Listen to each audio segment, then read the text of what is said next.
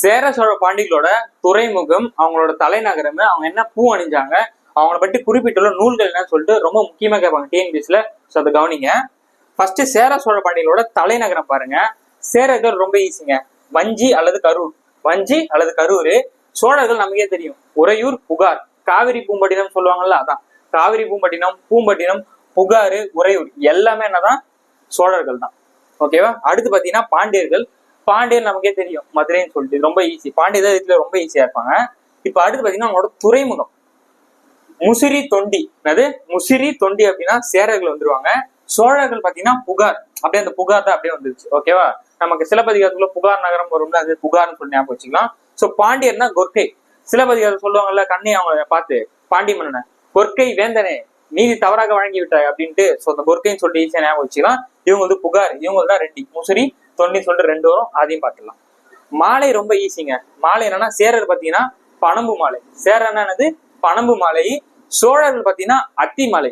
இது எப்படி ஈஸியா ஞாபகம் வச்சுக்கலாம் அப்படின்னா, நமக்கு சோழர்கள் என்ன ஞாபகம் வரும்? தஞ்சாவூர் கோயில். அந்த கோயிலை நல்லா சுத்தி வரணும்னா ஒரு அத்தி ஜூஸை போட்டினா நல்லா சுத்தி வரலாம் அப்படி சொல்லிட்டு ஞாபகம் வச்சுக்கலாம். அடுத்து பாண்டியர் பாத்தீங்கன்னா வேப்பம்பூவா. பாண்டிய மன்னன் கோவலனை கொண்டது ஒரு கசப்பான செய்தி. ஓகே, சோ வேப்பம்பூனா கசக்கும். அப்ப பாண்டியர்னா வேப்பம்பூ மாலை அப்படின்னு சொல்லிட்டு ஞாபகம் வச்சுக்கலாம். இப்ப அவங்களோட சின்னங்கள் பார்க்கலாம். சேரர்னா வில்லம்பு. சேரர்னானது வில்லம்புன்னு சொல்லிட்டு ஞாபகம் வச்சுக்கலாம். சோழர் பாத்தீங்கன்னா புலி. அந்த 1001 படத்துக்குள்ள கார்த்தியோட பின்னாடி வந்து புலி வரும்ல, அதை வச்சு நம்ம ஈஸியா ஞாபகம் வச்சுக்கலாம். பாண்டியர்கள்லாம் இரட்டை மீன். ஓகேவா? இரட்டை மீன். அவங்களை பற்றி குறிப்பிட்டுள்ள நூல்கள் எதுன்னு சொல்லிட்டு கேட்பாங்க. ரொம்ப முக்கியமானது இதுதான். சேரர்னா 1810. சேரர்னா அது 1810. அதாவது வில்லம்னால நல்லா பதட்டமா அப்படியே ஓடிட்டு போர்க்களம் மாதிரி இருக்கு. 1810 அப்படியே பதட்டமா இருக்கு அப்படின்னு சொல்லி ஞாபகம் வச்சுக்கலாம். சோழர்கள் அப்படின்னா பட்டினப்பாலை.